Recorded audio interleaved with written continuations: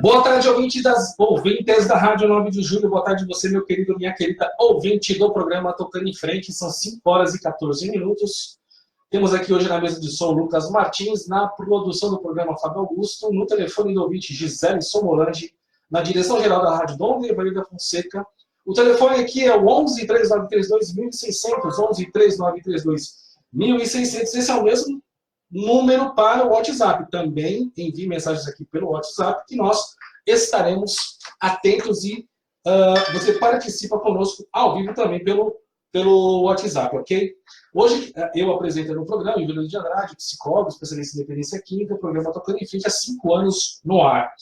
Hoje nós temos um convidado muito importante, um convidado muito especial, o Dr. Quirino Cordeiro Júnior, secretário nacional de Cuidados e Prevenção às Drogas do Ministério da Cidadania. O tema de hoje é o fortalecimento das parcerias da Senapred e a política pública sobre drogas. Mandando já um abraço aqui para Cátia de Brito, José Simões, Thiago Bianchetti, Linda Costa Medeiros, que está nos assistindo lá do Uruguai, de Montevidéu. Muito obrigado, Elinda, mandando aqui um abraço para todos nós. Henrique França, o Rick, lá da onde sabe assim, do Distrito Federal, Marlete Luciano, lá do Paraná, de Itapema, Ronaldo Luiz Inseto, Sandra Marques, coordenadora do programa Tabagismo aqui do Estado de São Paulo, Fábio Watzlawick, Minéia Pereira, todos reclamando que estava sem áudio, mas acho que agora já está tudo bem, né? Que está tudo ok. Cláudia Gonçalves Leite também, Rosa Ponte Pita, todo mundo aí antenado, todo mundo ouvindo. Pode também baixar o aplicativo da Rádio 9 de Julho, que você pode ouvir o programa ao vivo aqui conosco.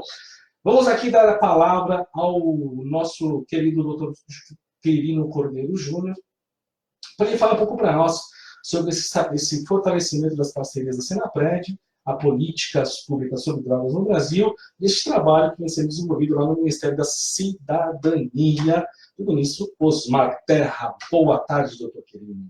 Boa tarde, Ivanildo. Mais uma vez, uma imensa satisfação estar aqui com você, estar aqui com toda a sua audiência, num momento extremamente importante nas políticas sobre drogas no Brasil. Nós tivemos recentemente, agora no mês de abril, no dia 11 de abril, para ser mais preciso, a publicação do decreto presidencial que instituiu a nova política nacional sobre drogas. Mais recentemente ainda, agora no mês de junho desse ano, dia 5, nós tivemos a publicação da nova lei de drogas, a lei 13.840, que foi votada, né, finalmente agora pelo Senado Federal. Então nós temos duas novas normativas que passam a nortear, então, as ações do governo federal e também as ações de estados, municípios nessa área tão importante das políticas públicas no Brasil. Tanto a política nacional sobre drogas, como também a nova lei de drogas, elas se alinham com a nova política nacional de saúde mental, que foi publicada no mês de dezembro de 2017, quase um ano e meio, né? Então, hoje no Brasil, nós temos essas novas normativas que trazem, então, um novo direcionamento para as ações e que nós, então, vamos conversar nesse programa. Doutor Quirino, todo esse processo ele vem sendo realizado, na verdade, o senhor vem participando de todo esse processo de mudança no que se refere às políticas públicas e também à melhoria dos serviços para a área da saúde mental e agora especificamente, mas também um foco maior na dependência química. Então, foi aquela mudança, ou a nova política para a saúde mental, álcool e outras drogas, depois veio a regulamentação do CONAD em março de 2018, e aí, esse ano, veio agora a PNAD, que é a Política Nacional de Álcool e Drogas. O senhor, nessa secretaria, o que o senhor pode nos trazer de novidade para que a família, o familiar, ou o pessoal que não está acompanhando isso de uma maneira mais cotidianamente, sistematicamente, para entender o que a Senapred é, o que ela está fazendo e qual é o objetivo hoje dessa secretaria. Então, aproveitando a ocasião, Ivanildo, é importante, né, que nós conversemos sobre esse processo de mudança nessas políticas públicas de drogas no país, para para ficar bem claro aqui para os seus ouvintes, que, na verdade, isso vem se dando a partir de um processo evolutivo, né? E essas mudanças todas vêm acontecendo por conta dos graves problemas que o país vem enfrentando na área tanto de saúde mental, quanto nessa intersecção da saúde mental com as políticas sobre drogas. Então, por exemplo, nós tínhamos no Brasil uma situação de aumento importante do uso de drogas, nós tínhamos um aumento importante das cracolândias, Brasil afora, cenas abertas de uso, aumento de pessoas com transtornos mentais graves e dependência química em situação de rua, aumento do aprisionamento de indivíduos nessas condições clínicas, porque essas pessoas não vinham sendo tratadas de maneira apropriada, se fragilizavam, entravam em conflito com a lei, eram presas. Nós vemos enfrentando o aumento do afastamento de indivíduos com dependência química, em especial a dependência do crack, afastamento do trabalho, né? Nós tivemos um aumento do afastamento por licença saúde, por conta dessa condição clínica, aumento do suicídio. Nos últimos 15 anos, o Brasil vem enfrentando aumento das taxas de suicídio. Se nós lembrarmos que o principal motivo para alguém morrer por suicídio é a presença de um transtorno mental, de dependência química, não tratado adequadamente ou não identificado, nós percebemos que esse aumento das taxas de suicídio no Brasil vinha acontecendo em decorrência de problemas importantes na oferta de cuidado, de tratamento às pessoas com esses quadros clínicos. Só para a gente ter uma ideia, o segundo fator de risco para alguém morrer por suicídio é a presença de um quadro de dependência química. Nós vemos tendo também aumento do tráfico de drogas no Brasil, aumento do homicídio. Nós fechamos 2017 com mais de 63 mil homicídios ao ano, parte considerável são homicídios relacionados aos quadros, ao cenário de drogas. Ou seja, a gente vinha tendo um cenário muito grave nessa área de drogas no Brasil. Um cenário realmente que precisava de mudança, ou seja, era importante que as mudanças viessem. Então, já desde 2017, na ocasião eu estava ainda no Ministério da Saúde, e nós, então, realizamos esse diagnóstico, levamos para as instâncias apropriadas do SUS, do Sistema Único de Saúde, e depois, enfim, de vários meses de discussão e de pactuação, nós publicamos, no final do ano de 2017, a nova Política Nacional de Saúde Mental. Na sequência, então, você mesmo nos lembrou aqui, no início de 2018, então, no mês de março, o Conselho Nacional de Política sobre Drogas, o CONAD, na época eu representava o Ministério da Saúde, lá no CONAD, o CONAD publicou a resolução número 1 de 2018, que apresentava mudança nas diretrizes da Política Nacional sobre Drogas, e que acabou ensejando a possibilidade, então, de hoje nós termos a nova Política Nacional sobre Drogas. Então, naquela ocasião, depois da publicação da resolução número 1 do CONAD, foi formado um grupo de trabalho que desenvolveu suas atividades o ano passado inteiro.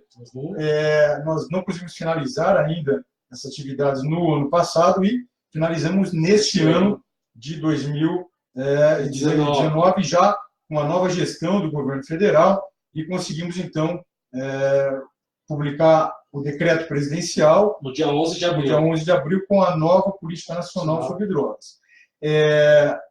E agora, enfim, no mês de maio, o Senado Federal aprovou, então, finalmente, depois de quase 9 anos tramitando no Congresso Nacional, aprovou o projeto de lei, o PLC número 37, de autoria do nosso agora ministro e então deputado federal, Osmar Terra, que a aprovação do PLC 37 deu origem à Lei 13.840, que é a nova lei de drogas no Brasil. Ou seja, então, só para a gente entender, né, que, assim, primeiro, nós tínhamos um cenário extremamente grave, um cenário caótico na área de drogas no país, que a gente precisava, enfim, de mudança, tanto para a área de drogas, quanto também para a área de saúde mental. Então, nós, desde o final de 2017, nós estamos nesse processo, né, enfim, de mudanças normativas, e obviamente que também de mudança das ações, por consequência das mudanças normativas. Nós estamos nesse processo de mudanças normativas e que chegamos agora, né, fim de 2019, com um cenário, né, mais apropriado para que possamos, então, a partir de agora, termos ações mais efetivas, tanto na área de saúde mental quanto na área de polícia sobre drogas. E na área de polícia sobre drogas, o governo federal, então, passa a realizar as suas ações tanto na frente de repressão, prevenção, cuidado e tratamento e reinserção social. Ou seja, a gente acaba agora, então, tendo uma base normativa, uma base legal para poder realizar essas mudanças e essas novas ações. O senhor pode repetir novamente? Prevenção?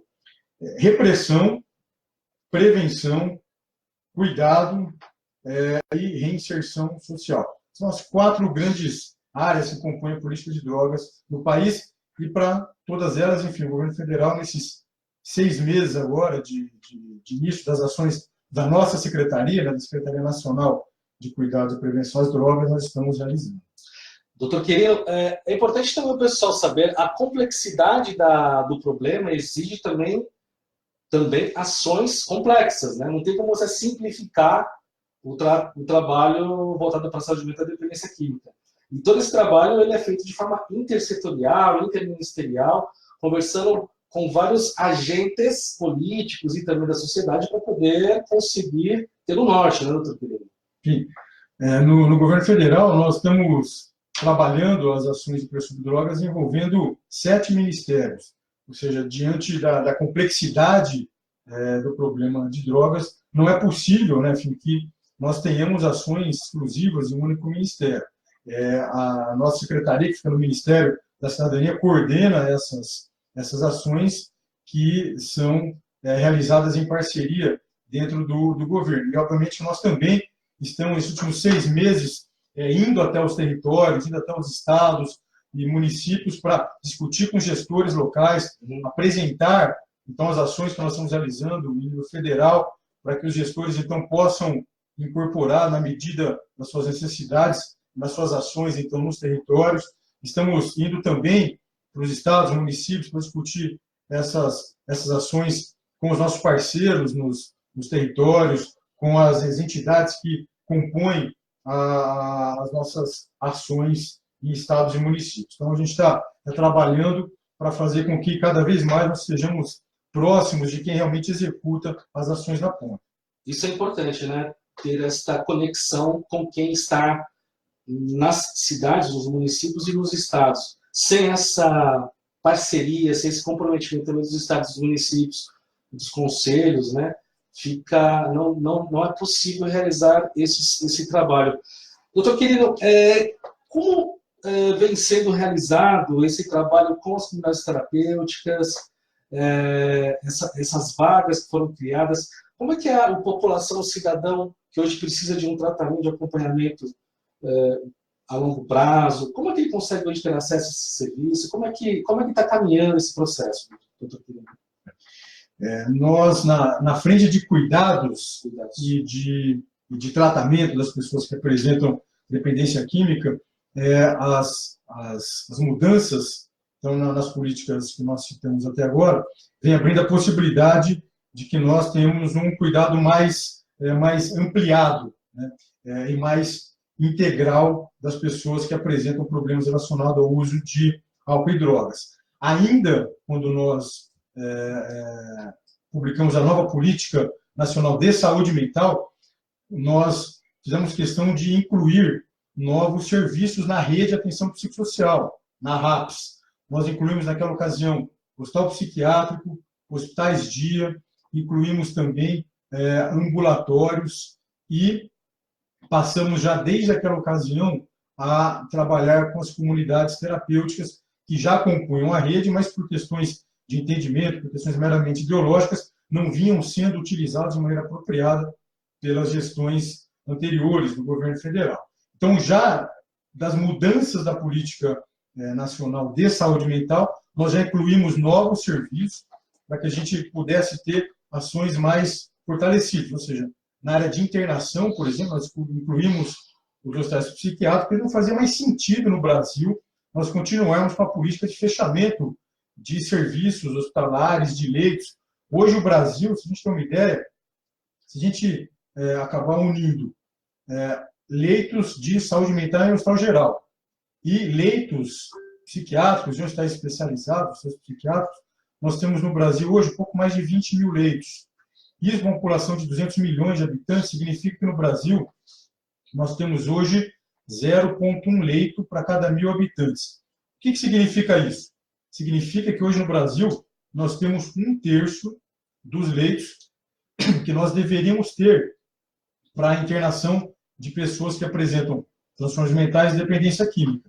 Situações desse tipo, então, levam a problemas importantes na assistência aos pacientes que apresentam transtornos mentais e dependência química, com resultados bastante desfavoráveis, como, por exemplo, aumento das taxas de suicídio, aumento do encarceramento de indivíduos com transtornos mentais graves, aumento de indivíduos com transtornos mentais graves e dependência química na condição de rua, que é basicamente a realidade que nós temos. Então, nós já vimos com esse processo de mudança. Outra situação que nós mudamos também foi a inclusão de ambulatórios na RAPS, na Residência Social, para que nós pudéssemos ter, então, além dos CAPs, também serviços ambulatoriais para dar mais potência ao cuidado de base territorial. E, como eu disse, nós passamos a investir, então, desde que eu estava no Ministério da Saúde, nas comunidades terapêuticas. E agora, então, nesse ano de 2019, agora no mês de março, nós acabamos, então, levando a possibilidade de um aumento expressivo do financiamento do governo federal, ampliando as vagas financiadas pelo governo federal nas comunidades terapêuticas. Nós passamos de 2.900 vagas financiadas, Ivanildo, no ano de 2018, para hoje 11.000 vagas. Ou seja, o governo federal quadruplicou o número de vagas financiadas nas comunidades terapêuticas, aumentando, então, a possibilidade das pessoas acessarem o acolhimento nesses serviços tão importantes que são as comunidades terapêuticas. E agora, para o mês que vem, nós temos programado, então, a publicação de um novo edital para o financiamento de mais vagas em comunidades terapêuticas. Então, a ideia é que nós possamos ampliar ainda mais a oferta de vagas e de cuidado das pessoas com transtornos mentais nas comunidades terapêuticas. Nós lançamos agora, faz pouco mais de uma semana, um mapa de todas as comunidades terapêuticas que são financiadas pelo governo federal.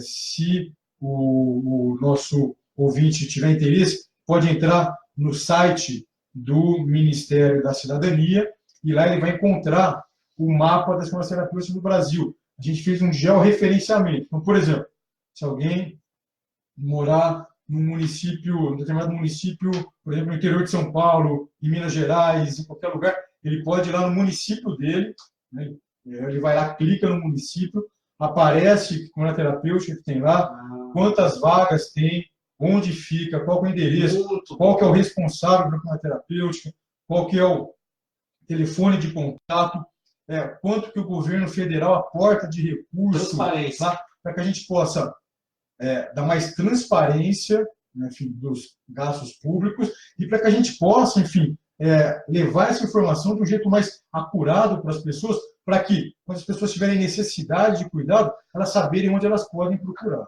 Sensacional, porque essa semana eu recebi uma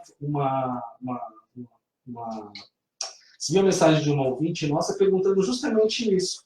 Como é que ela poderia acessar esse serviço e onde ela buscaria essa informação? A gente sabe que, via de regra, quando nós temos algum serviço público, para você acessar, até para conseguir informação, é um caminho muito tortuoso, às vezes é uma grande dificuldade.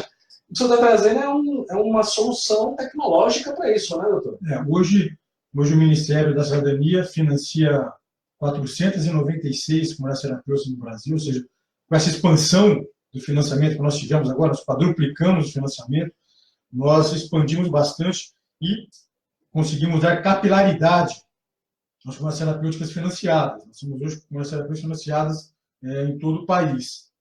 Então, quando o ouvinte tiver a oportunidade de acessar o site do Ministério da Cidadania, pode encontrar esse georreferenciamento.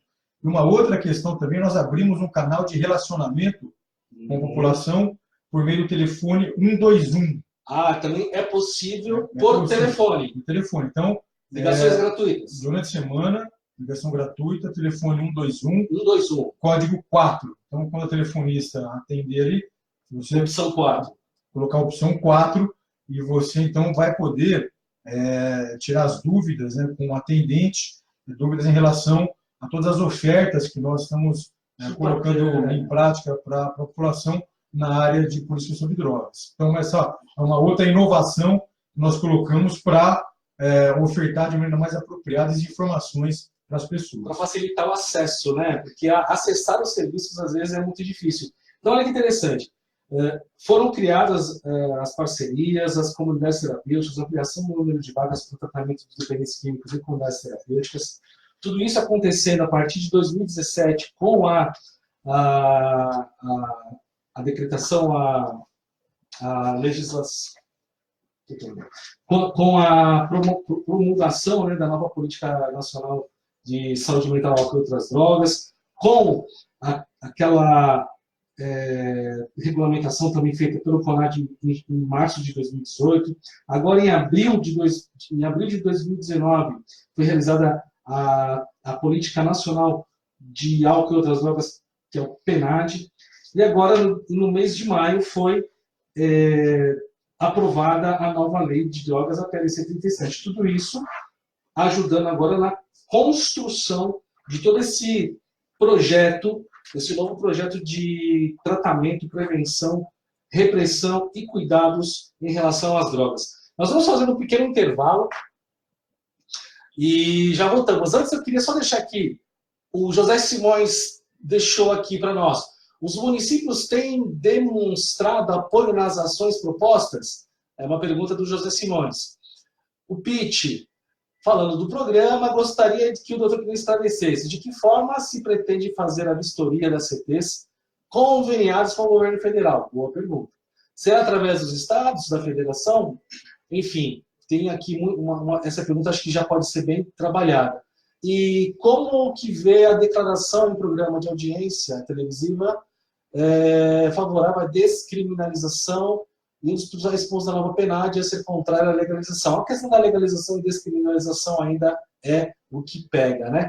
Vamos lá, Pitt Hauer, nosso querido Pitt Hauer lá do CONESD, né, também participa do Conselho Estadual de Política sobre Drogas do Paraná. Vamos fazer um breve intervalo e já voltamos. Na Rádio 9 de Julho, você está ouvindo o programa Trocando em Frente. A apresentação do psicólogo e pastor a Caritas Arquidiocesana de São Paulo, com apoio da Rádio 9 de Julho, Jornal de São Paulo, promove a campanha do Agasalho 2019, com o tema Tigre Frio e de Vestistes. A campanha recolhe agasalhos, meias, cobertores e calçados de inverno em bom estado para distribuir a todos que sofrem com frio. Faça já sua doação nos postos de coleta, paróquias e comunidades da Arquidiocese de São Paulo, na Casa de Oração do Povo da Rua, na Luz e na Missão Belém, que fica na Praça da Sé. Campanha do Agasalho 2019. De amor, do calor. A Rádio 9 de Julho está no Facebook. Curta, Facebook/Rádio 9 de Julho. Campanha do Dízimo 2019. Não vos canseis de fazer o bem.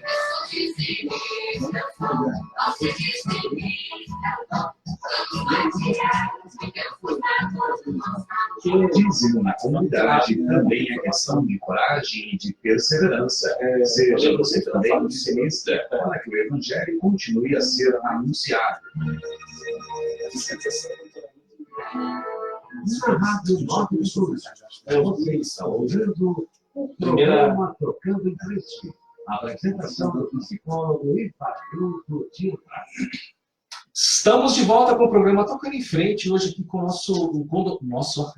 doutor Quirino Cordeiro Júnior, secretário nacional de Políticas de Prevenção e Cuidado às drogas, a Senapred do Ministério da Cidadania. Recebemos aqui a mensagem do Dr. Miguel Tortorelli, parabenizando o programa. Como as pessoas podem ter acesso às internações? O doutor Quirino acabou de explicar, né? De falar um pouco sobre isso. Você tem lá no site do Ministério o mapa das comunidades terapêuticas. Você clica, você vai ter a informação ali já direto, sabendo a partir da sua cidade. E também o telefone 121, opção 4. 121, opção 4, você consegue também ter informações para buscar vagas de tratamento. Vamos lá, né, doutor Quirino? Quais são os principais pontos, né, que podem ser trabalhados para a implementação e o sucesso efetivo dessa nova política e das ações da Senapred? Então, retomando aqui, né, no que diz respeito à questão que chegou sobre fiscalização. Então, a fiscalização já teve início, fiscalização em loco das comunidades terapêuticas credenciadas e financiadas pelo governo federal. Nós iniciamos a fiscalização já pelos estados de Goiás, Distrito Federal, Santa Catarina e agora estamos no estado do Paraná. Então, nós já iniciamos a fiscalização está acontecendo com servidores do próprio Ministério da Cidadania que estão indo em loco, então, para realizar a fiscalização. O processo de fiscalização, de monitoramento é extremamente importante para todas as políticas públicas, obviamente que, no caso das terapêuticas, isso não foge à regra. Então, nós estamos fiscalizando em loco a partir de agora as terapêuticas financiadas. Essa fiscalização vai ficar sobre a responsabilidade do governo federal. Do governo federal, exatamente isso. É interessante, quando você fala então, das principais ações, né, Vanessa? Então, acho que é interessante talvez aproveitarmos a ocasião e falarmos um pouco, então, né, das ações que o governo federal tem realizado e quais também são os principais pontos, né, dessas duas novas normativas agora, tanto a nova Política Nacional sobre Drogas e também a nova Lei de Drogas.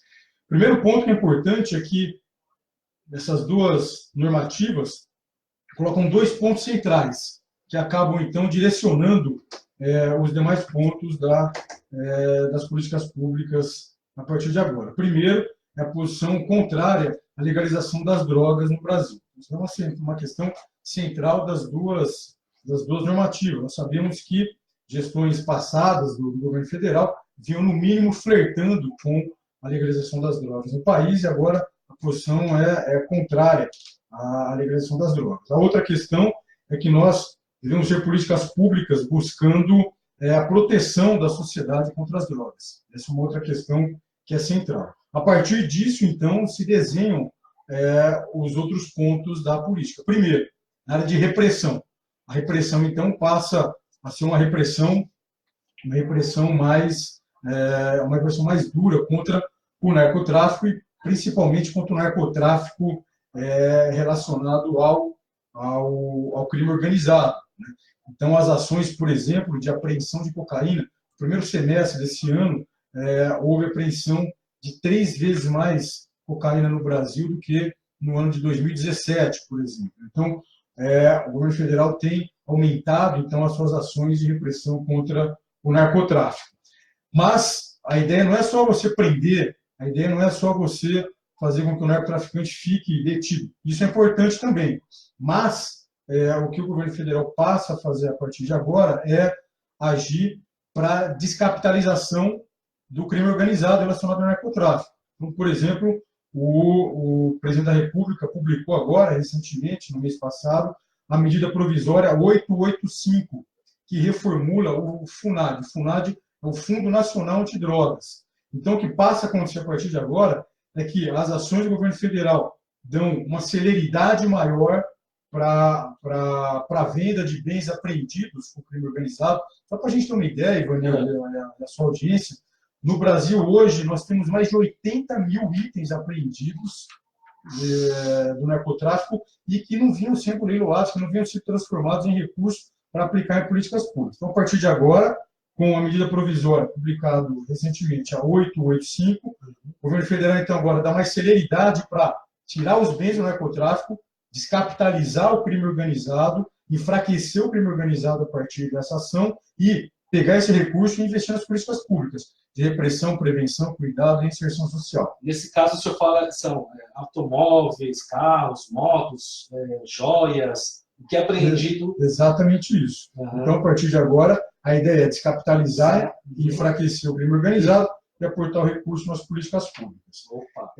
A gente também passa a fazer ações importantes na área de prevenção. Nós lançamos agora, no mês de junho, a campanha nacional de prevenção às drogas. Então, nós estamos uma campanha bacana, veiculando uma linguagem diferente, veiculando peças, né, enfim, na mídia, fazendo ações também, são ações inovadoras. Recentemente eu participei de uma partida de um jogo eletrônico, né, online. Então, nós estamos fazendo isso, nós estamos colocando mensagens de prevenção às drogas nos jogos eletrônicos online, para atingir justamente o nosso público-alvo, que são as pessoas mais jovens, pré-adolescentes, adolescentes, adultos jovens. Gamificação, né? Esse é o termo.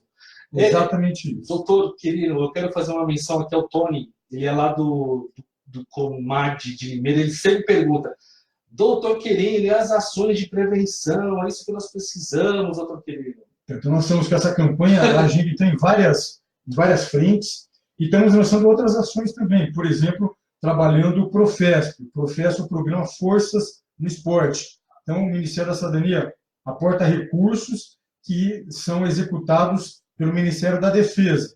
No que consiste o Profesp? O programa Forças no Esporte consiste, então, na realização de atividades no período do contraturno escolar.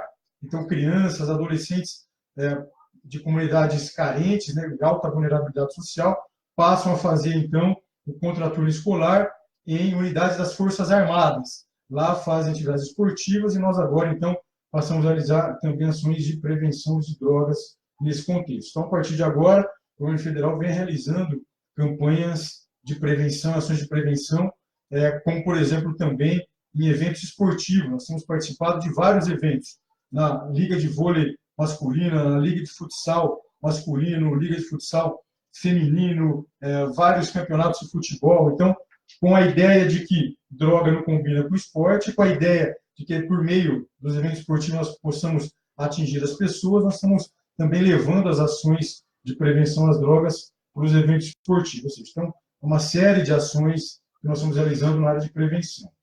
Na área de cuidados, né, enfim, nós tivemos mudanças importantes também. Primeiro que nós saímos da perspectiva de redução de danos para o tratamento das pessoas que apresentam dependência química. O objetivo, então, não é mais simplesmente reduzir eventuais danos que as drogas causam para as pessoas. A ideia não é mais você, durante o tratamento, fazer com que o indivíduo deixe de fumar 10 pedras de crack e passe a fumar 8.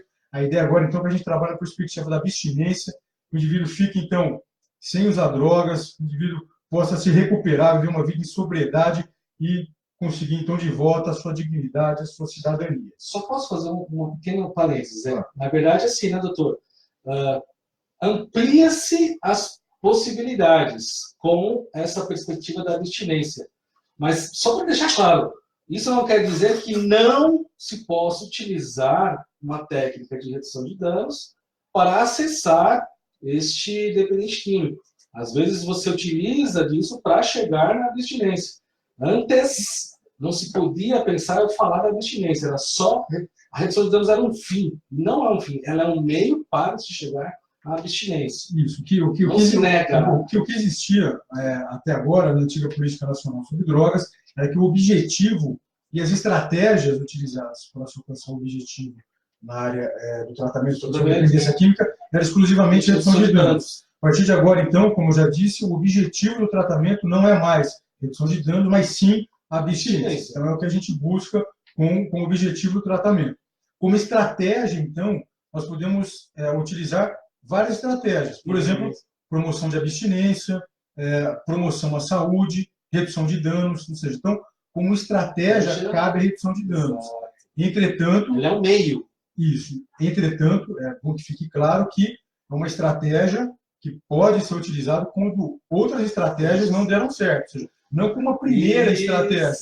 Ou seja, o que se busca, inclusive em serviços de base comunitária, nos CAPs, por exemplo, tem que se buscar a partir de agora, quando o indivíduo procura o tratamento, buscar uma estratégia de promoção de abstinência. Ou seja, quando o indivíduo chega no CAPS e fala assim, olha, eu quero me tratar, é importante que o profissional realmente... Opa, então vamos lá. Então vamos lá, então vamos ajudar você a ficar sem usar drogas, e não diminuir a quantidade só de drogas que você usa, ou simplesmente trocar uma droga pela outra. O que a gente busca, então, em serviços de base comunitária, serviços de base hospitalar, acolhimento com a terapêutica, é mudar a perspectiva do tratamento, saindo do objetivo de redução de danos e indo para um objetivo de abstinência. E, na estratégia, o que a gente vai buscar primeiro, claro que é fazer com que o indivíduo fique sem usar substâncias. Em situações em que isso não pode acontecer, em que isso não é possível, aí outras estratégias podem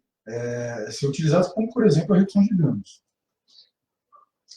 Outra questão também que é importante aqui na área do cuidado e tratamento é que a nova lei de drogas, a 13.840, acabou, então, regulamentando as farmacoterapêuticas. Então, é a primeira vez que as farmacoterapêuticas, então, tem uma lei federal que as regulamenta. O que é extremamente importante, tanto para os farmacoterapêuticos, quanto para quem está acolhendo os farmacoterapêuticos, quanto para o gestor, como nós, que trabalhamos com essas entidades. Então, esse é um grande avanço que nós temos a partir de agora. Outra questão importante que aparece pela primeira vez numa lei de drogas no país é a possibilidade da realização de internações involuntárias para pessoas com dependência química. Essa é uma questão importante também, porque a internação involuntária ela é extremamente necessária, não só possível, mas em muitos casos necessária, em situações em que a pessoa com dependência química apresenta um quadro clínico grave e, por conta disso, então, tem dificuldades de entendimento, ele perde a sua capacidade de tomar decisões de maneira autônoma e, por conta disso, então, começa a se colocar em risco ou colocar outras pessoas em risco. Nessa situação, então, é importante que seja ofertado para essa pessoa a internação involuntária, que, ao invés de violar direitos, na verdade, vai garantir direito de tratamento para essa pessoa. Isso que é importante que fique claro aqui. Ou seja, a internação involuntária, quando indicada, quando tendo os critérios obedecidos para a sua indicação, na verdade, faz com que os direitos da pessoa com dependência química sejam preservados. Essa é uma questão importante. Porque o que vem acontecendo é que tanto o Estado quanto a sociedade como um todo vinha tratando a questão da dependência química, em especial nos casos mais graves, que o indivíduo perde a capacidade de discernimento, tomar decisões autônomas. O que vinha acontecendo, então, é que o Estado tratava essas pessoas, então, com indiferença, tratava essas pessoas sem responsabilidade, negligenciava essas situações. A partir de agora, não. As novas normativas, então, colocam a obrigação no poder público, e cabe à sociedade cobrar isso do poder público, coloca no poder público a responsabilidade de cuidar dessas pessoas que apresentam quadros graves e que não conseguem tomar decisões por sua própria conta. Outra questão, então, nos cuidados, nessa perspectiva, então, de ações ligadas à promoção de abstinência, nós estamos, então, buscando agora uma aproximação com os grupos de mútua ajuda, né?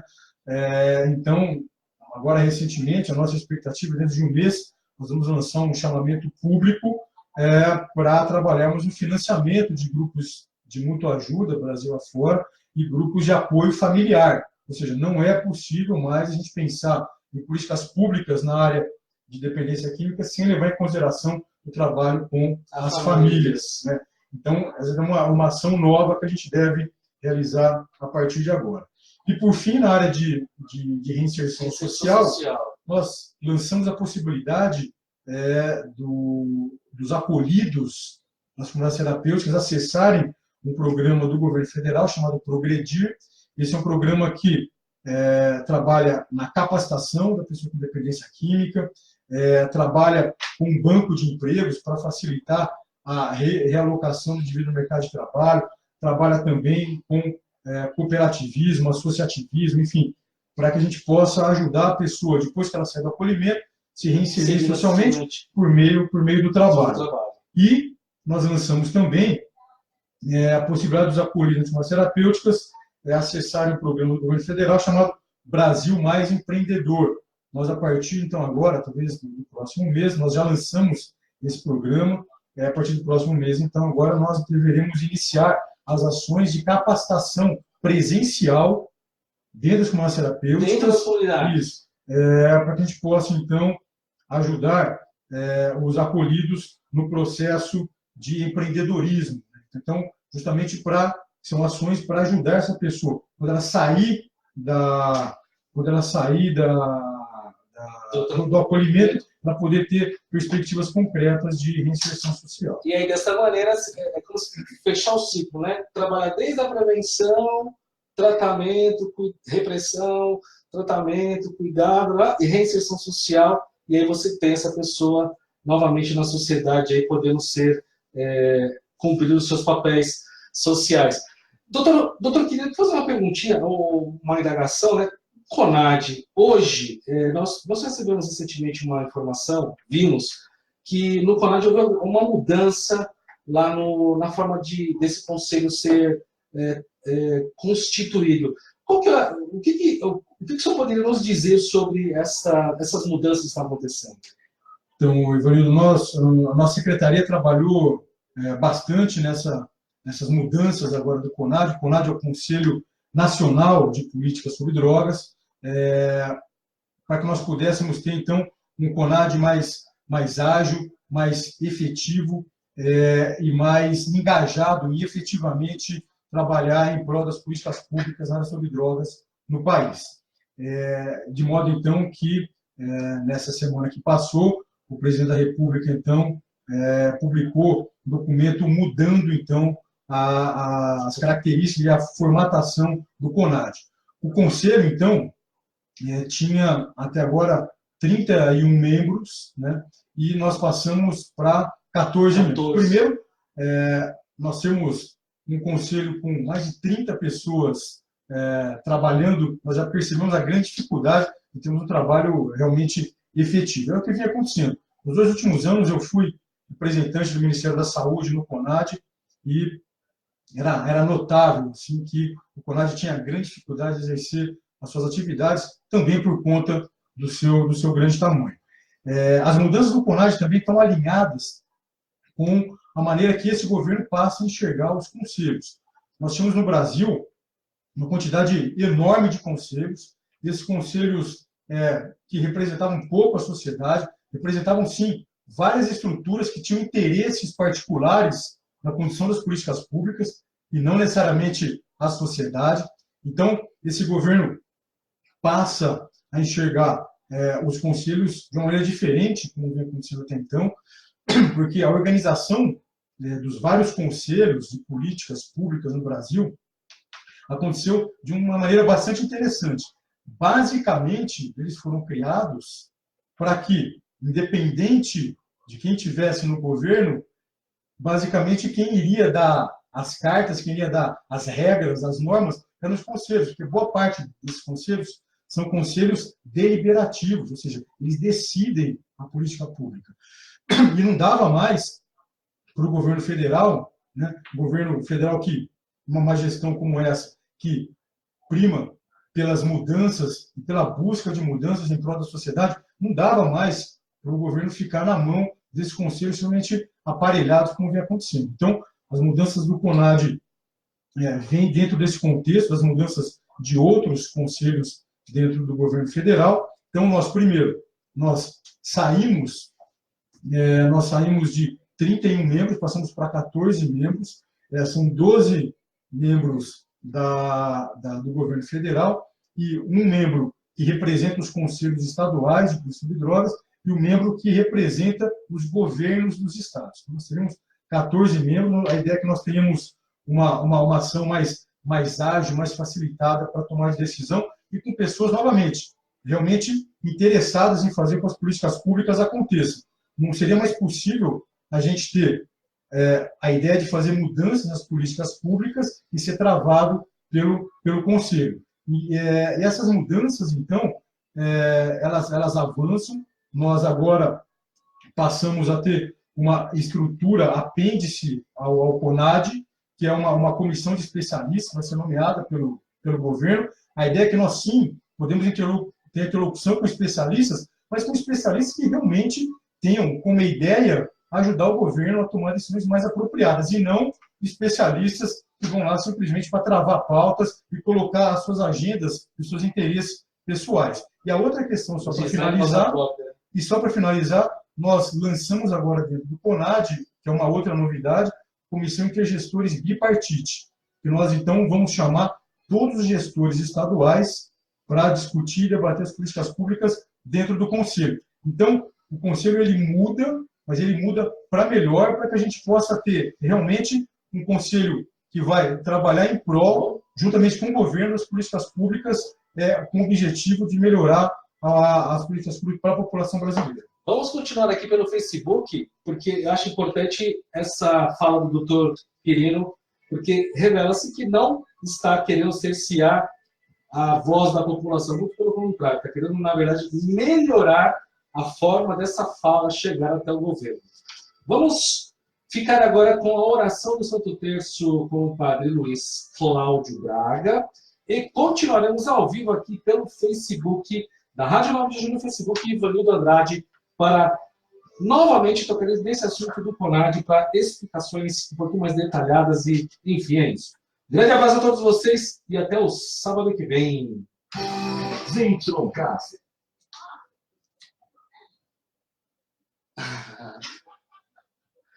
Não serei eu. É o amor exigente. Pessoal, acho importante quem está nos assistindo pelo Facebook. O doutor queria ter que dar uma aceleradinha na finalização aqui da fala dele, para nós entregarmos aqui o horário da rádio. Mas eu penso que é muito importante voltarmos à fala do CONAD, até para a gente deixar isso gravado e depois, de uma maneira didática, né, reproduzir isso, para que as pessoas também possam compreender de uma maneira melhor o que foi feito, né? Então, houve essa mudança, como o doutor Quirino falou, mas, pelo que nós estamos ouvindo agora, existem aí, então, vão existir outros locais, vamos dizer, uma forma, uma abertura para que possa existir essa troca com o CONAD, né, que são esses outros locais aí de fala que o doutor Quirino estava falando, explicando. Então, vamos lá novamente, doutor Quirino. CONAD e essa repercussão, essa polêmica, porque estão dizendo que tiraram as entidades, os representantes das classes de profissionais, como Conselho Federal de Medicina, Conselho Federal de Psicologia, Conselho Federal das Ciências Sociais, entre outros. Tem até o pessoal da UNE, que fazia parte também do CONAD. E aí, com essa mudança, estão questionando a democracia, estamos perdendo a capacidade, a possibilidade de falar. E nós sabemos que isso não pode, em hipótese alguma, não existir, né? A representação do povo nesses locais. Mas sabemos também o quanto houve, nesses últimos anos, de aparelhamento ideológico. Isso não dá para negar. Então, é importante também ouvirmos o outro lado, para não termos aí só uma fala, né? Até mesmo a questão da luta antimanicomial. É importante também ouvir o outro lado. Quem levanta a bandeira antimanicomial, ok, mas e o que a luta antimanicomial também trouxe como prejuízo? Quer dizer, tem contrapontos aí que precisam ser trabalhados também, ser falados. E também falar um pouco mais da Senapred, até mesmo aproveitar aqui algumas perguntas, como a da doutora Sandra Marques, falando sobre o tabagismo, e a forma do tabagismo também entrar dentro desse processo de educação e de prevenção, até mesmo nas comunidades terapêuticas, né? Porque isso fala muito de interromper o uso da substância psicoativa, o álcool ou a droga, mas não existe talvez trabalhos mais efetivos também de interrupção do uso do tabaco. E acho que é importante essa fala da doutora Sandra Marques, que é a coordenadora estadual sobre o tabagismo em São Paulo, e o quanto às vezes nas comunidades terapêuticas, mas enfim, nos locais de tratamento, não se fala, não se trabalha também o tabagismo, né, de se interromper também o uso do tabaco. Então, vamos lá. Deixa eu só arrumar ali a câmera. Pode falar, doutor. Pronto. Então, Ivanildo, a questão relativa à reformulação do CONAD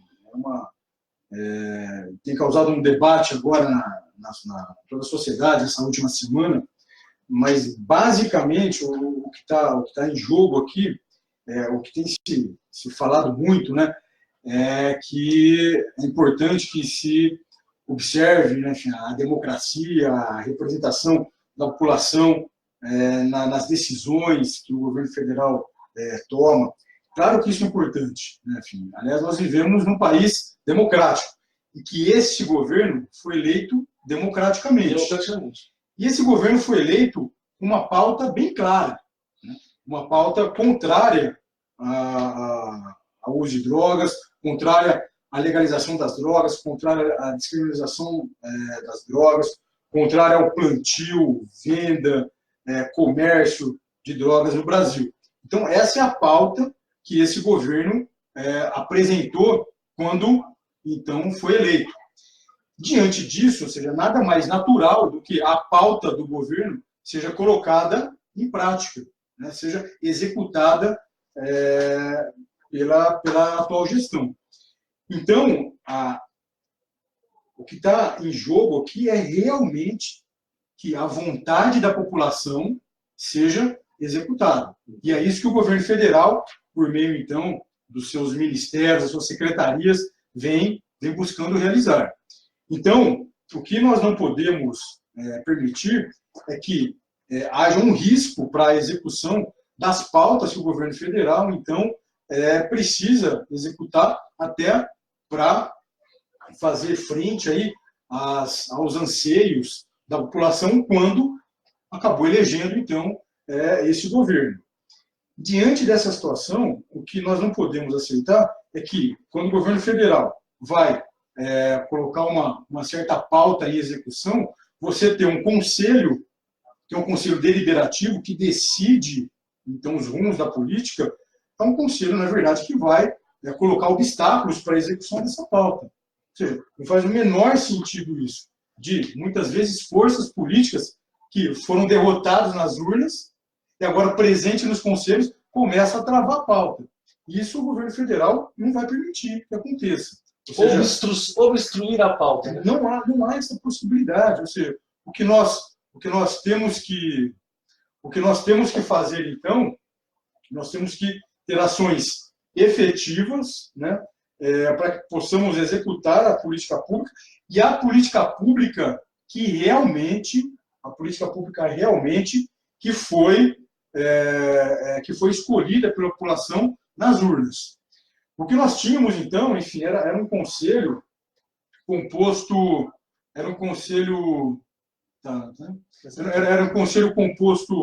por representantes de entidades, por exemplo, como a UNE, Sociedade Brasileira para o Progresso da Ciência, Conselho Federal de Psicologia, dentre outras entidades que têm uma pauta, têm uma agenda claramente contra o governo e claramente contra as pautas do governo, e que são pautas da sociedade, já que o governo foi eleito democraticamente pela sociedade. Se nós pegarmos, por exemplo, a Sociedade Brasileira para o Progresso da Ciência, a SBPC, que teve grande importância no passado recente no Brasil, é inacreditável, mas na última reunião a SBPC votou uma moção de apoio à causa do Lula livre.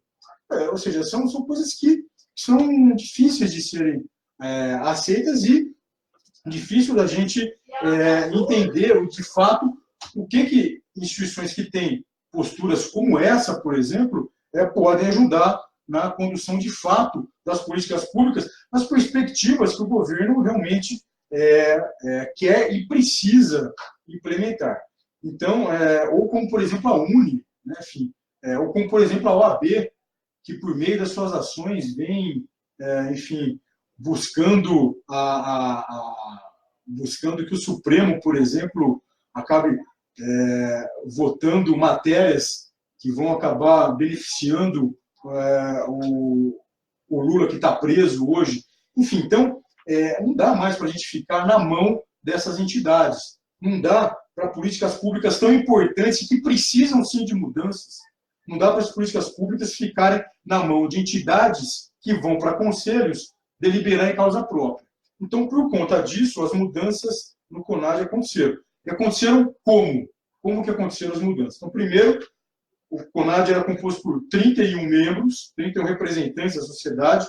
Esses 31 membros, então, passaram a 14 membros, mas a gente enxugou, porque não dá também para você ter um conselho. A gente tinha conselhos, por exemplo, no governo federal com mais de 100 representantes. Ou seja, eram grandes aparelhos políticos.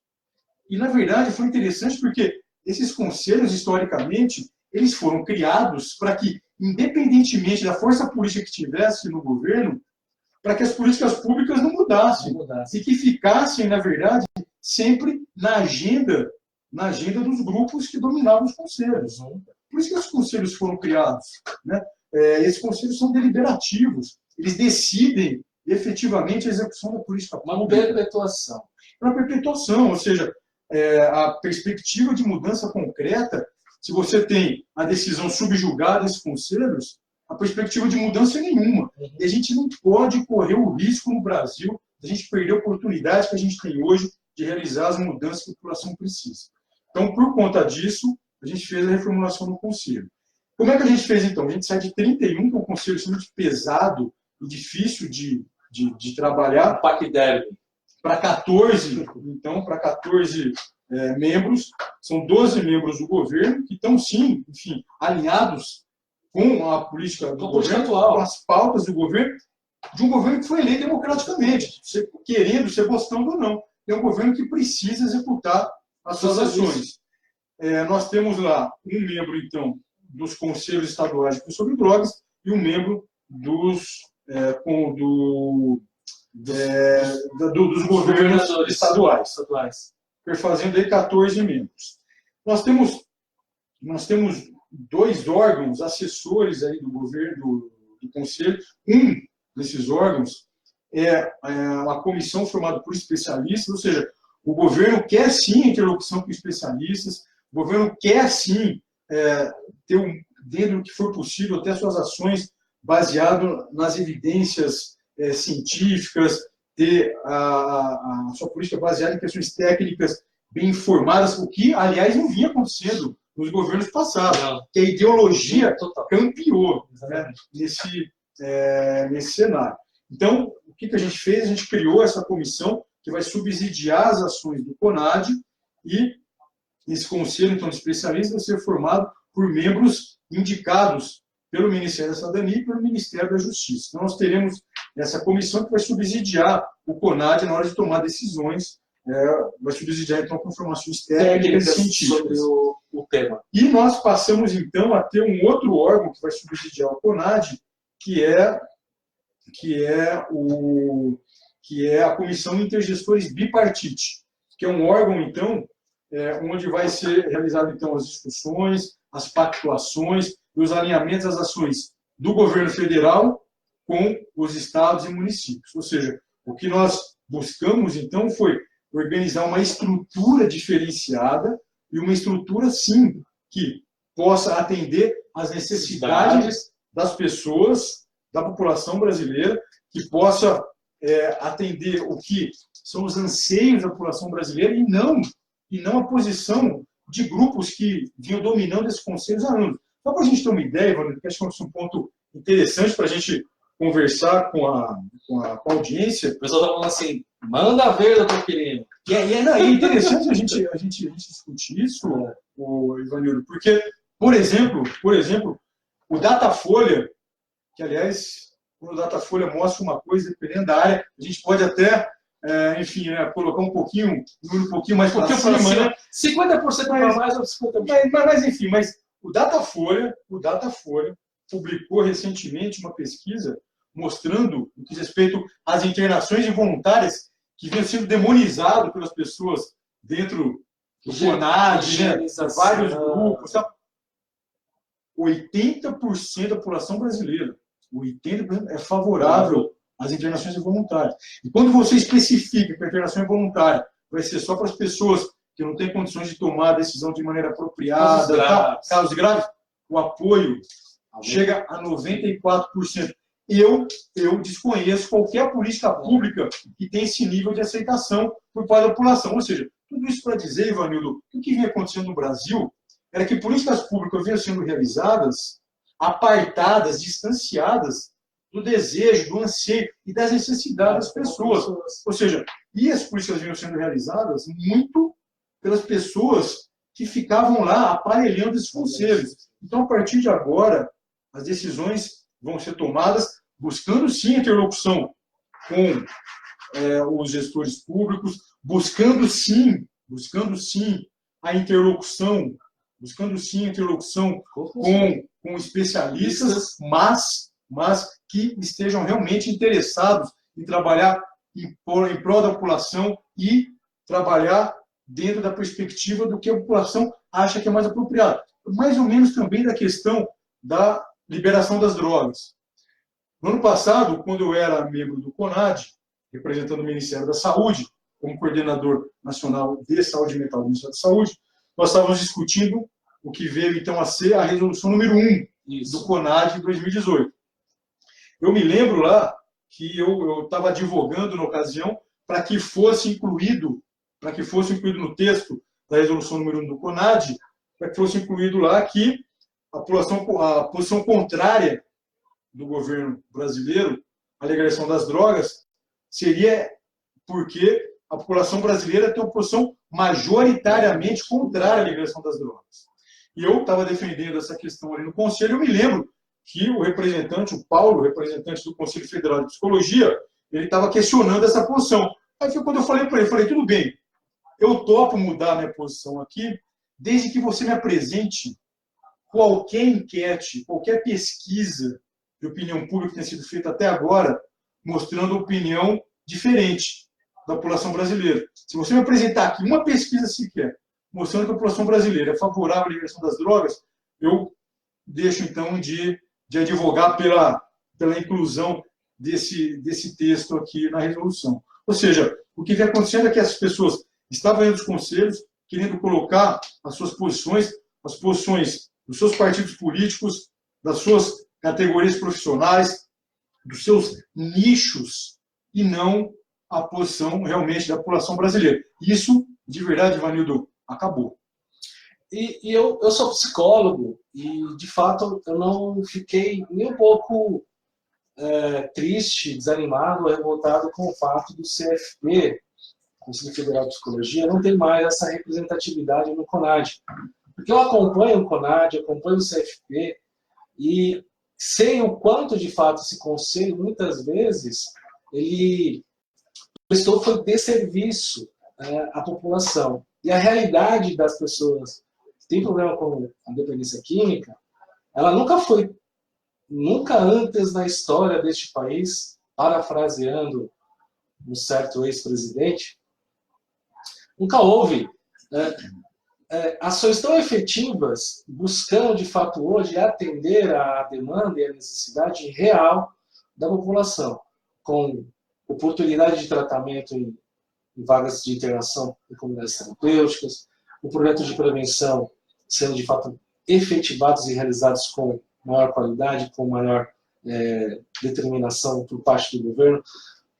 Nunca foi tão claro o posicionamento do governo e da política pública no que tange ao apoio aos familiares.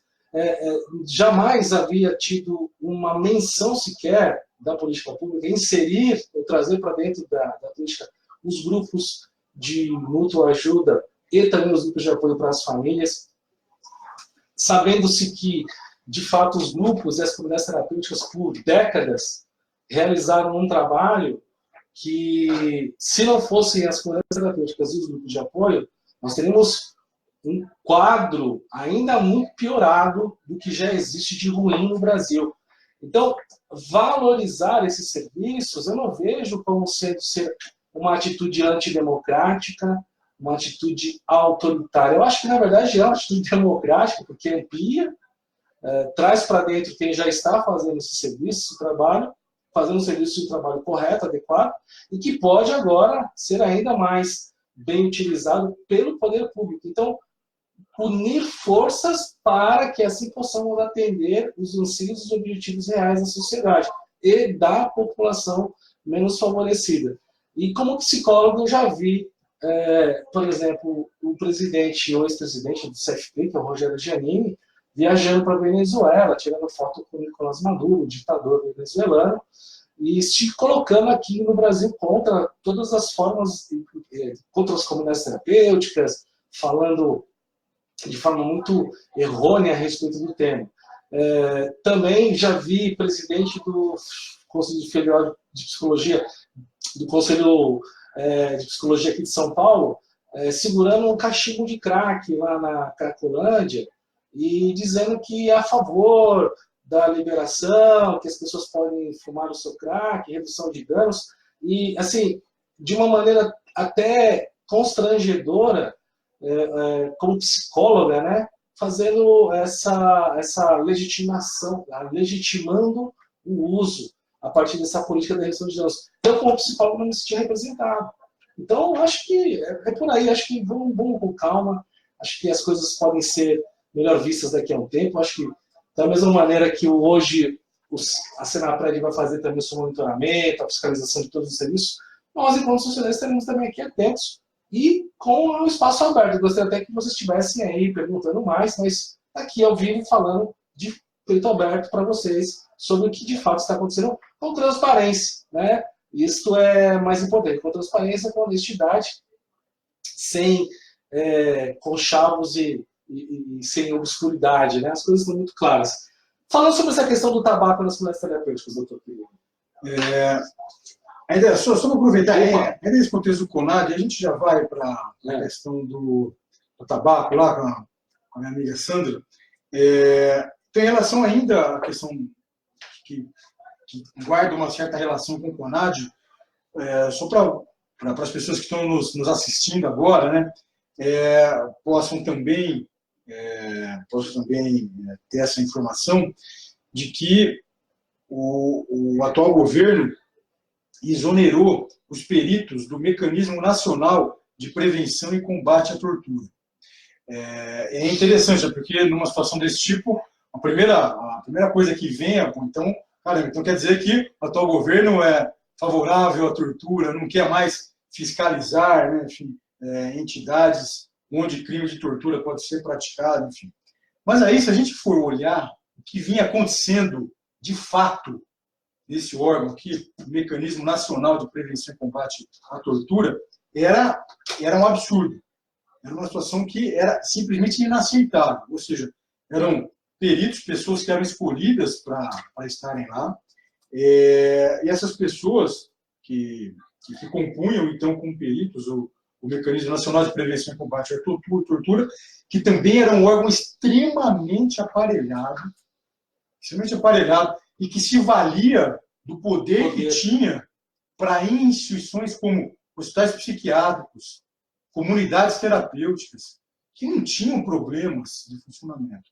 Mas esses peritos, esses membros que aparelhavam o mecanismo, além de receber muito para fazer isso, receber dinheiro para fazer isso, porque eles eram pagos para fazer isso, eles iam então nessas entidades já com uma predisposição para encontrar problemas, mesmo que fossem problemas fictícios, para legitimar o fechamento ou para causar constrangimento para essas entidades. Para fortalecer essa narrativa. Para fortalecer a narrativa de que a terapêutica não presta, que o hospital psiquiátrico tortura, o que não dá para a gente aceitar mais. Não dá. Acho que o Brasil cansou de pessoas trabalhando dentro dessa perspectiva. Não cabe mais isso. O governo federal não vai ser conivente com esse tipo de situação. Só para a gente entender, pessoas, peritos do Mecanismo Nacional de Combate à Prevenção à Tortura, chegavam com a Polícia Federal em hospitais, chegavam com a Polícia Federal em comunidades terapêuticas, e chegavam lá e constrangiam as pessoas. fazer um constrangimento. Abuso de poder, de autoridade. Exatamente. Ou seja, então, não é mais possível a gente aceitar que pessoas que realmente deveriam exercer o seu papel, que é um papel nobre de prevenir e combater a tortura no país, mas que se valiam das suas posições para colocar em prática a sua agenda política nefasta, agenda política essa que não representava os anseios e as necessidades das pessoas. Ou seja, então isso também não é aceitável, o governo federal não vai mais aceitar esse tipo de situação. Falando então em relação à questão da nossa amiga Sandra Marques. Vou até aproveitar e já fazer outra coisa aqui. O doutor Quirino tem feito grande diferença e reforço na restauração dos dependentes químicos. Lindenberg, Rezende e Boechat. E o José Simões, alguma agenda aberta em São Paulo, doutor Quirino? Então vamos lá. Então, em relação à questão da dependência do tabaco, né? Até o momento nós não realizamos ações específicas nessa área. Então, tomara, é extremamente importante. Recentemente eu estive com a Sandra, né, com a Sandra Marques, e está assim, né, como um dos nossos objetivos, a partir de agora, também trabalhar na área do tabagismo, que inclusive o tabagismo é uma política pública no Brasil, na área de drogas, extremamente exitosa. Eu acho que todo mundo que trabalha com políticas públicas na área de drogas tem que entender como que essas ações com o tabaco foram tão exitosas para que a gente possa aproveitar essa experiência também em outras áreas. Uhum. No que diz respeito à questão que foi colocada, então, qual foi depois da Sandra, teve uma outra... O José Simões perguntou se tem alguma agenda aberta aqui em São Paulo. Então, eu estive nessa semana que passou, eu estive numa reunião com o governo do estado de São Paulo e com a prefeitura aqui do município de São Paulo. Estive numa reunião da qual participaram, então, o governador João Dória, o prefeito Bruno Covas, vários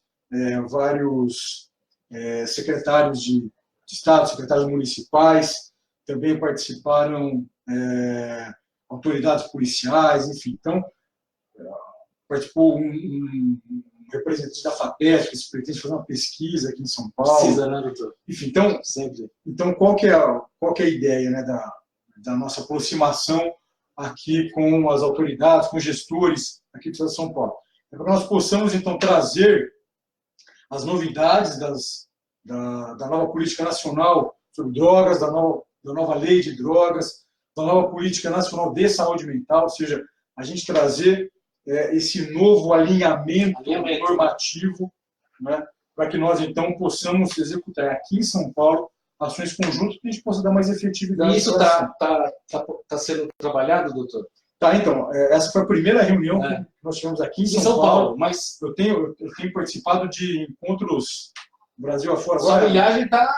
Agora, recentemente, eu tive reunião, por exemplo, com o governador do Piauí, Roraima, Amazonas, enfim. Eu tenho acompanhado, até pego já peguei até a falar do Simões, se os municípios estão se alinhando e se está de fato acontecendo esse movimento. Isso, a gente tem trabalhado bastante para isso. Por exemplo, agora, recentemente, eu estive no Paraná, né? Então estamos trabalhando também para o alinhamento das ações lá no estado do Paraná. Tive reunião também com os gestores do município de Curitiba.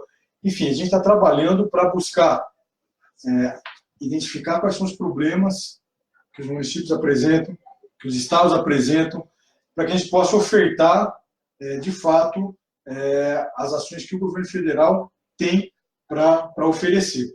Então, aqui em São Paulo é isso. Eu estive nessa primeira reunião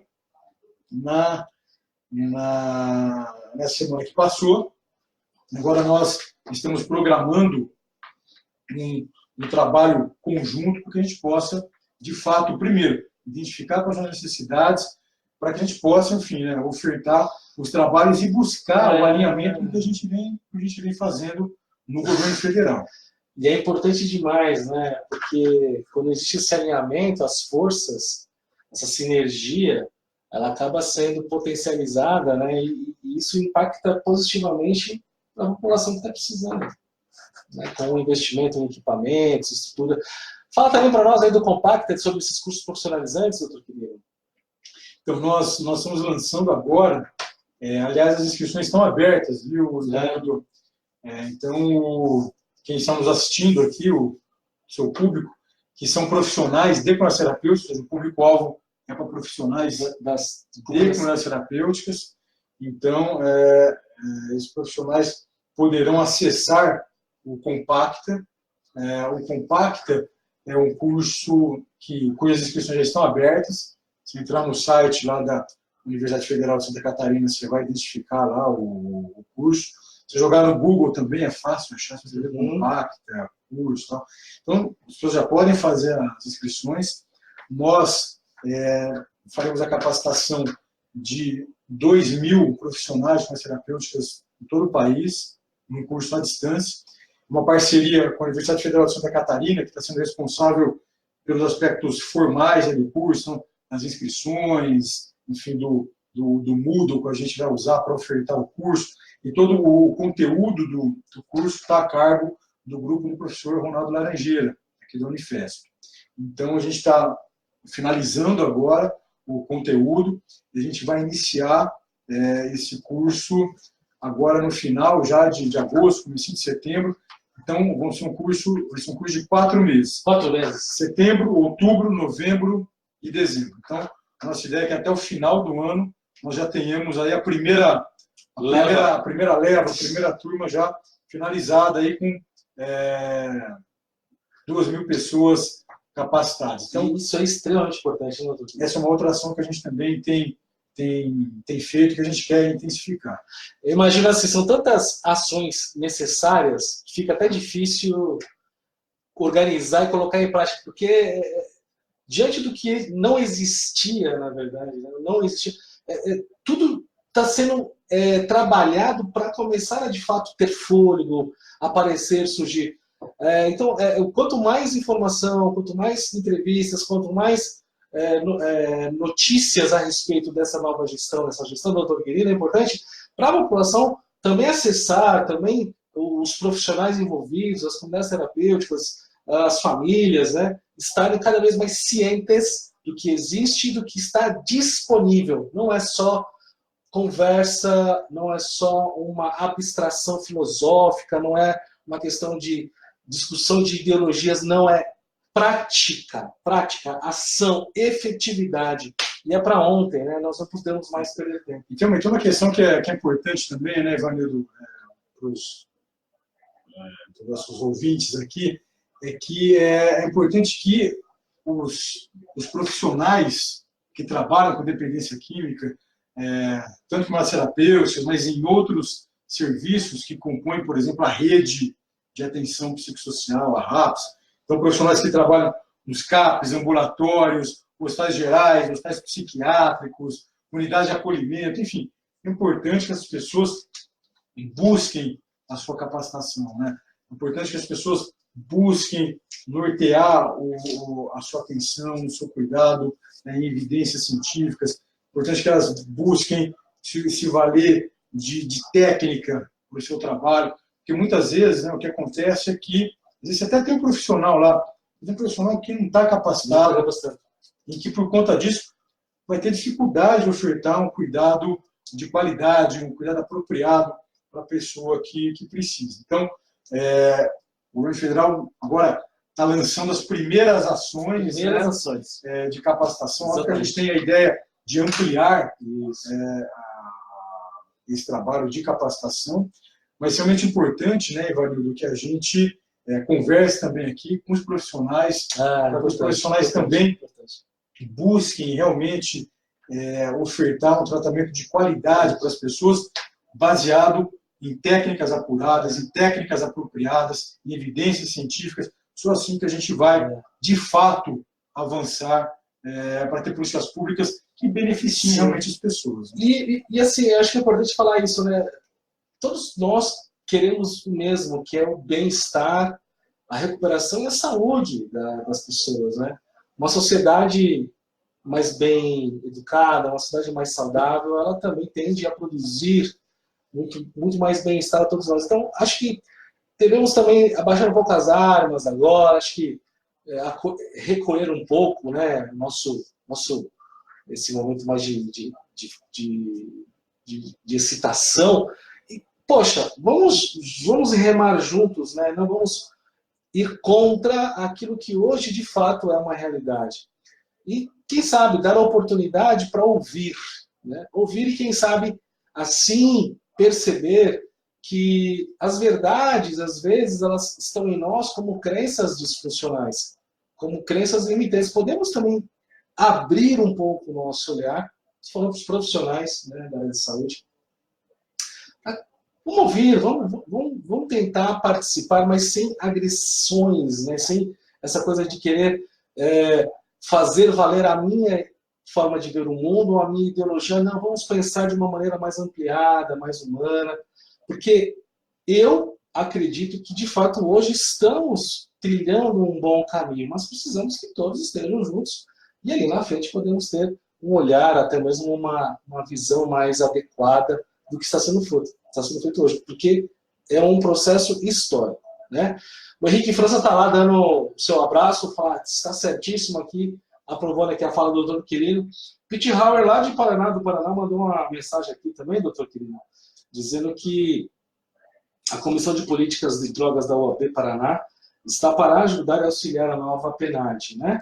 Que é a Política Nacional de Álcool e Drogas, que de fato existem, sim, alguns movimentos, algumas ações da UAB que não são tão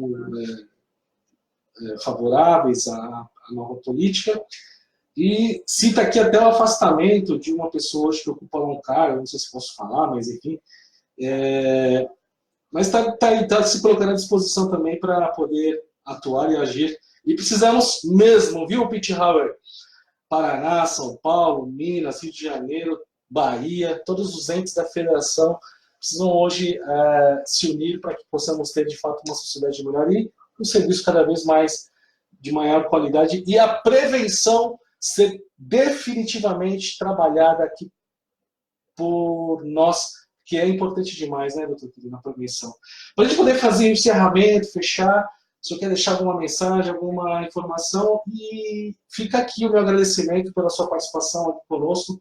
Vou depois tentar replicar o máximo possível esse vídeo, fazer alguns drops e começar a levar essas informações, e principalmente essa questão do CONAD, que eu acho muito bem detalhada pelo senhor. Então, primeiro, um abraço tanto para o Henrique quanto para o Pete Hauer. Agradecer pelas colocações, pela disponibilidade deles. Mais uma vez, Ivanildo, eu te agradeço imensamente pela oportunidade de mais uma vez estar aqui com você. Já fazia, né, um bom tempo que eu não vinha. De lá para cá nós tivemos uma série de mudanças e novidades, enfim, nessa política pública que é tão cara a você, tão cara a mim, e é tão cara a sociedade brasileira, né? Ou seja, nós vimos enfrentando, acho que esse que é o grande ponto, né, Ivanildo? Nós vimos enfrentando uma série de problemas na área das drogas no país, né? E perpassando as mais variadas frentes. Então, nós tínhamos problemas relacionados às drogas na área de segurança, problemas na área de tratamento, problemas, enfim, problemas sociais, problemas familiares, enfim, uma série de problemas que a sociedade brasileira vinha enfrentando ao longo dessas, pelo menos essas duas últimas décadas, 2, 3 décadas. Então, diante desse cenário grave que a sociedade brasileira vinha enfrentando, não era possível mais, acho que essa questão que precisa ficar clara aqui para a gente, não era mais possível a gente ter uma postura contemplativa. Não dava mais para a gente olhar para a situação e ficar simplesmente fazendo mais do mesmo. Ou seja, quando a gente tem uma situação grave e a gente, fazendo as mesmas coisas, espera um resultado diferente, ou seja, isso daí não faz o menor sentido. Então, a gente realmente precisava mudar, a gente precisa mudar muito ainda. A gente precisa avançar muito nessas políticas públicas. E é óbvio que é importante que a sociedade como um todo se conscientize das necessidades de mudança. É importante que todos nós estejamos juntos. O governo federal está assim aberto. Tanto é que estou aqui hoje, tenho viajado Brasil afora, tenho estado com gestores, tenho estado com representantes de conselhos locais, tenho estado com parceiros que nos ajudam na execução da política pública, E o doutor Quirino, sociedades do terceiro, entidades do terceiro setor. e o doutor Quirino, ele, além do fogo amigo, ele também sabe trabalhar com o fogo do inimigo, né? Não deveríamos falar de inimigo, mas quem acompanha o Dr. Quirino sabe muito bem o que esse homem já passou aqui, não aqui, mas no Brasil, levando informação, participando. Ele não se acovarda, ele não se omite, ele vai, porque ele fala com propriedade. Isso é muito importante, ele fala com propriedade. E se você fizer uma sabatina, tentar fazer uma sabatina do Dr. Quirino, você vai ter todas as respostas. É incrível, ele consegue esclarecer qualquer tipo de dúvida relacionada a esse tema de uma maneira muito educada, muito polida e com um conhecimento técnico absurdo. Eu falo isso porque eu converso um pouco com ele, venho acompanhando, e é de fato alguém que conhece o tema, é um técnico no assunto e envolvidíssimo com a situação, ou seja, é alguém que de fato merece estar onde está, e nós temos o privilégio, eu falo isso de uma maneira tranquila, o privilégio de ter este homem hoje. Ele, o Dr. Osmar Terra, forma uma dupla do barulho, né? E são eles dois os responsáveis, claro, com toda uma galera também ajudando, muitos profissionais, mas estão aí à frente tomando muita porrada, tomando muita pedrada, sofrendo muitas injúrias, muitas falas mal intencionadas, mas se manteve firme, está aí mais de 2 anos e meio trabalhando, levando adiante. E eu queria fazer só colocar isso agora para falar que ele vai mesmo, ele conversa sem medo. Eu agradeço, João, mais uma vez pelas suas palavras, de verdade mesmo, de coração. E é isso, assim, eu nunca me furtei, né, a discutir. Eu tenho ido para assembleias legislativas do Brasil afora. Estive agora recentemente na Assembleia Legislativa do Pará, do Maranhão, do Paraná, ou seja, e tem outros compromissos já agendados. Eu nunca me furtei a discutir, e o governo federal tem essa característica. Agora, a gente não pode confundir isso, né, essa nossa disposição para discutir, para negociar, com a possibilidade de nós abrirmos, né, enfim, flanco para que grupos e pessoas que não estão com o mesmo objetivo que o nosso, que é de efetivamente melhorar as políticas públicas na área de saúde mental, de drogas no Brasil, podemos estar abertos para que as pessoas coloquem entraves e obstáculos para que isso aconteça. Então, só precisa diferenciar essas questões. Então, nós continuamos abertos. Enfim, eu tenho, como eu te falei, viajado o Brasil afora, recebido em Brasília, enfim, todo mundo que nos procura, não só eu, mas como toda a nossa equipe lá, a Senapred hoje, uma secretaria também que começou do nada, exatamente porque a secretaria que não existia. Não existia, né? A primeira. Então, hoje nós estamos lá com... Senapred é Secretaria Nacional de Cuidados e Prevenção às Drogas, do Ministério da Cidadania, que hoje cuida dessa política pública no Brasil. Eu não posso deixar aqui, então, né, nessa situação, de agradecer, né, as pessoas que estão conosco lá na Senapred, que compõem a nossa equipe, a Cláudia Gonçalves Leite. A Cláudia tem um papel fundamental nisso. A Cláudia foi subsecretária de Polícia de Drogas de Minas Gerais. Agora é uma das nossas diretoras lá. Nós temos o Eduardo Cabral, que é um assessor nosso lá. Não é da família do Cabral do Rio, não, né? Não é, não.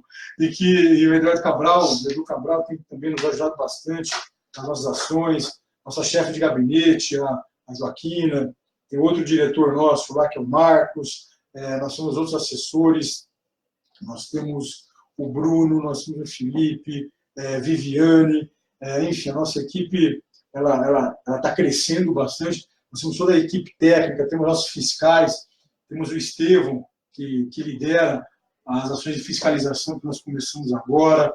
Nós temos a Débora, que estava no Ministério da Justiça e que veio para a gente.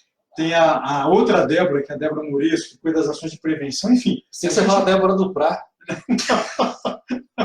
Essa Débora... Piada interna. Essa Débora não. Mas a gente tem, enfim, né, uma equipe grande, pessoas extremamente comprometidas. Agora a gente começou o processo de fiscalização, as pessoas têm ido em loco nas comunidades, discutindo, e as ações nossas de fiscalização, que fique claro aqui também, não é também como, por vezes, acontecia, chegava lá só com viés punitivo. Claro que a gente não vai aceitar coisas erradas, mas a ideia também é que a gente possa se valer da situação de fiscalização para ajudar as comunidades, enfim, a se organizarem melhor.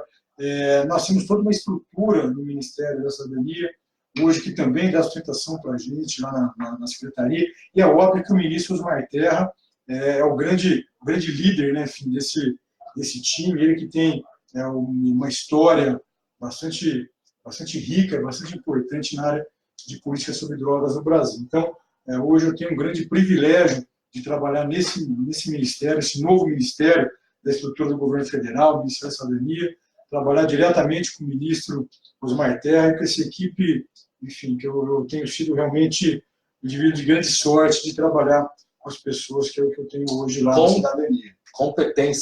Competentes e compromissados com a causa, né? Ou seja, isso daí é uma coisa que para mim é fundamental isso.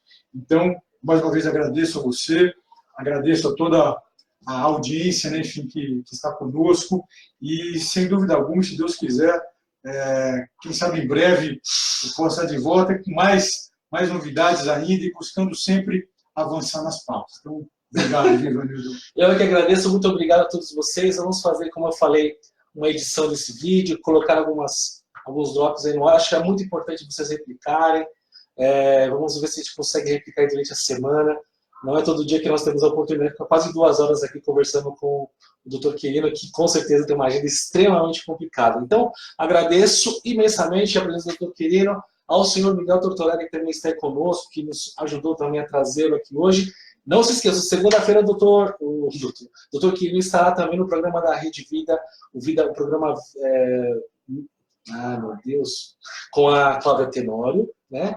O programa na segunda-feira, a partir das 12h30, o Dr. Quirino estará lá também falando sobre a Senapred e todas essas questões. Então posso aproveitar? Opa! Já que você falou do Miguel Tortorelli, que eu também não posso deixar de mandar um grande abraço para o Miguel. Eu estava vindo aqui para Brasília, ele falou, aqui para São Paulo, né? Ele falou, olha, sábado, como é que você vai estar? Eu falei, olha, eu vou estar em São Paulo, né? Eu não estou mais morando aqui em São Paulo. E aí foi que ele me fez esse convite, que me honrou muito. Então, eu queria mandar um grande abraço para o Miguel Tortorelli e parabenizá-lo pelo importante trabalho que vem realizando à frente da Federação de Amor Exigente. Federação de Amor Exigente que eu não canso de parabenizar, de elogiar pelo importante trabalho que vem fazendo junto às famílias de pessoas que apresentam problemas com álcool e drogas, ajudando essas pessoas no seu processo de recuperação, ajudando no fortalecimento das pessoas que vivem com indivíduos que apresentam problemas com álcool e drogas. Então, o trabalho de Amor Exigente, eu só tenho a parabenizar e agradecer, né? Porque são entidades como essa que, se não fosse entidades como essa, a situação no Brasil, que era muito ruim, sem dúvida alguma, estaria muito pior. Então, um grande abraço a você, Miguel, e a todos os amigos do Amor Exigente. Eu quero deixar aqui um toque para vocês. Ó. Eu achei esse vídeo sensacional. O Dr. Quirino, ele não tem medo de falar, tá? Ele fala mesmo. Não só como, aqui ele está como, claro, como profissional, como gestor público, mas ele é um profissional da área da saúde, ele é doutor, ele é psiquiatra, né? O doutor não é porque ele é médico, ele também tem os mestrados, os doutorados. Então, não é uma pessoa que chegou ontem, né, e se tornou já... Não, é um profissional da área. E eu recomendo a vocês, procurem lá no YouTube e escutem assistam essa entrevista dele, como a luta antimanicomial criou estigma contra importantes serviços, como hospitais psiquiátricos especializados, hospitais dias, dia ambulatórios, comunidades terapêuticas, levando a grande desassistência na área da saúde mental no Brasil nas últimas décadas. O Dr. Quirino falou um pouco sobre isso hoje. Aqui nessa entrevista ele fala, ele traz o contexto do que aconteceu no Brasil nas últimas décadas em função da luta antimanicomial. Veja, a ideia é assim, vocês são a favor dos manicômios. Não são, ninguém é isso. Vocês são a favor de manicômios da maneira como isso acontecia. Não é isso. Mas utilizaram isso, distorceram e transformaram em algo puramente ideológico, e quantos serviços acabaram sendo estigmatizados, que é o que o doutor falou hoje. Né? Então, assistam também esse vídeo, está lá no YouTube. Esse YouTube é de onde que é da... Meu Deus do céu. Tá, eu vou colocar na timeline aqui da nossa entrevista hoje, tá? Mas é uma entrevista que o doutor Quirino deu aqui, estava até mais barbudão, mais cabeludão, né? Mas eu vou deixar na nossa timeline, mas procura lá. Luta antimanicomial, estigma, doutor Quirino, você vai ter essa entrevista. Esse vídeo, para quem tiver interesse, está no grupo lá do YouTube, que é Movimento de Cara Limpa. Movimento de Cara Limpa. Mas eu vou colocar na timeline também, eu vou reproduzir também. Sensacional. Eu coloquei até assim, né? A luta antimanicomial como você antes nunca viu. Né? Então, assim, nem tudo é tão bom como parece ser. Então, essa fala, né, tão bonita, filosófica, sociológica, direitos humanos, ela tem até uma narrativa interessante, mas enquanto ela também é distorcida para justamente desinformar. Né? O problema nosso é a desinformação e a ideia informando a sociedade, trazendo informação com qualidade, você vai poder também ter uma crítica diferente, um posicionamento muito diferente em relação a tudo isso que foi dito para nós e que, na verdade, eram grandes mentiras. Tá bom? Fiquem com Deus, um abraço e até o próximo programa Tocando em Frente. Tchau, tchau. Eu achei sensacional esse seu.